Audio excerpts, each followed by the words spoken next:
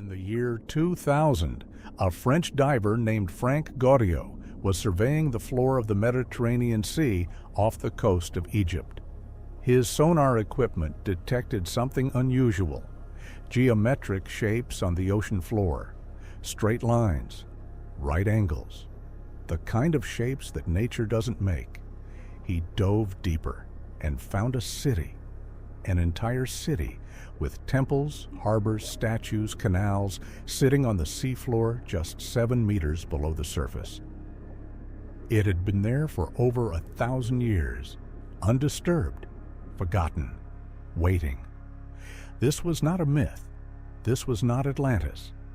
This was Thonis-Heracleion, once the greatest port in all of Egypt, a city visited by Helen of Troy, a city where Hercules himself was said to have first set foot on African soil, a city that history forgot, until the sea gave it back. Let me tell you what Thonis-Heracleion actually was. Founded around the 8th century BC, Thonis-Heracleion sat at the mouth of the Nile, the gateway between Egypt and the Mediterranean world. Before Alexandria existed, before Alexander the Great ever set foot in Egypt, every ship arriving from Greece, from Rome, from every corner of the known world, had to pass through Thonis-Heracleion first. It was Egypt's front door. The city had 2 names: Thonis, the Egyptian name; Heracleion, the Greek name. For centuries, historians debated whether these were 2 separate cities. They were not. It was one city, known by 2 names, a reflection of the dual cultures that lived and traded within its walls. At its peak, between the 6th and 4th centuries BC, Thonis-Heracleion was magnificent. At its center stood the Grand Temple of Amun, the supreme god of Egypt, where pharaohs came to be anointed as universal kings. The city was crisscrossed with canals, connected by bridges and pontoons. Its harbors controlled all trade into Egypt. Gold flowed through it, incense, silk, wine, grain. Helen of Troy was said to have sheltered here when she fled Greece with Paris, the event that triggered the Trojan War. Hercules himself, according to Greek legend, first stepped onto African soil in this city. And then, quietly, it sank. The city didn't disappear overnight. It happened in stages. Around 200 BC, a series of catastrophic events began to weaken Thonis-Heracleion. Earthquakes shook the Nile Delta. Tidal waves crashed against its shores. And then something extraordinary happened. The ground beneath the city began to liquefy. The soil of the Nile Delta, already soft and waterlogged when subjected to the pressure of earthquakes, can behave like liquid. The hard clay turns to fluid. Buildings lose their foundations. Entire sections of ground simply sink. The great temple of Amun collapsed into the water. The massive stone statues toppled. The ships in the harbor were pinned beneath falling temple blocks. The people who survived fled. The city that remained slipped beneath the Mediterranean. And then the water closed over it, and the sand came, and the silt, and 12 centuries of silence. By the time Franck Goddio's sonar began mapping the ocean floor in 2000, the city had been forgotten so completely that historians weren't even certain it had existed at all. Some thought it was a myth. It was not a myth. It was sitting there 7 meters below the surface, waiting. What Goddio and his team found when they began excavating was beyond anything they had expected.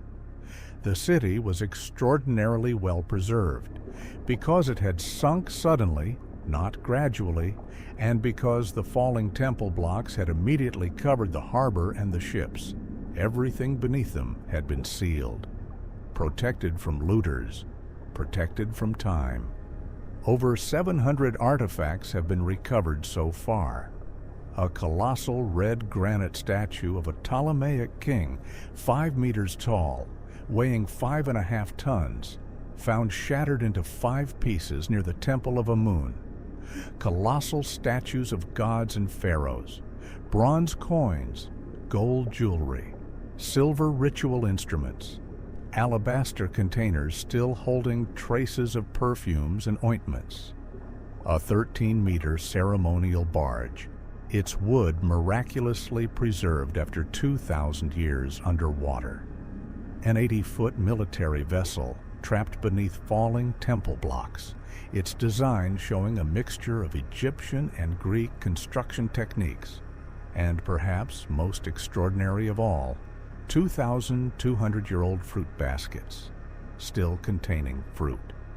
Doom palm fruit, sacred to ancient Egyptians, and grape seeds, sitting on the ocean floor, untouched for over 2 millennia. As if the city had simply paused in the middle of an ordinary day and waited for someone to come back. I want to be clear about something. Thonis-Heracleion is not a mystery in the traditional sense. It's not unexplained. It's not suppressed. It's not controversial. Mainstream archaeology knows about it. Mainstream archaeology is actively excavating it. The European Institute for Underwater Archaeology has been working there since 2000. Excavations continue today in 2025. The reason you haven't heard of it isn't because someone is hiding it. It's because we don't tell these stories well. A city larger than anything in medieval Europe, a real city with real people, with gold and ships and temples, sank beneath the Mediterranean and sat there for over 1,000 years. That story is more extraordinary than almost anything in popular history. And yet it never made it into textbooks, never became a museum blockbuster, never captured the public imagination the way it deserved to. The lesson of Thonis-Heracleion isn't about secrets or suppression. It's about attention.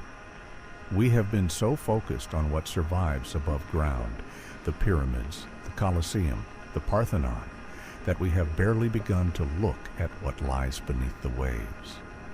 And what lies beneath the waves may be the larger part of the story. Here's what I can't stop thinking about.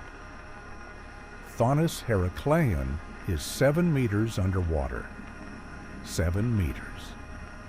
That's the height of a 2-story building. It took modern sonar technology to find a city that had been sitting there 6 kilometers off the Egyptian coast for 1,200 years. And we found it by accident because a military pilot noticed something unusual while flying overhead in 1993. Now ask yourself this: how many other cities are sitting on the ocean floor? Not at 7 meters, not at 10 or 20 meters, at 100 meters, at 200, at depths that even modern technology struggles to map. The ancient world's coastlines were not where ours are today. We know this with certainty. Sea levels were dramatically lower thousands of years ago.